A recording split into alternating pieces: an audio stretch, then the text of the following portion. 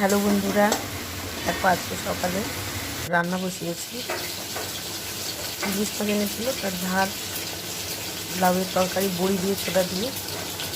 আর সকালে ওই ব্রেকফাস্ট থেকে খিচুড়ি হয়েছিল, অল্প করে একটু দেখালাম। তারপর হয়েছে মাছের ঝাল, আর তারপরে স্পেশাল আকর্ষণ দেখো তোমরা, উচ্ছে ভাজা আর মাছের তেলের বড়াও হয়েছিল। এরপরে মাটন।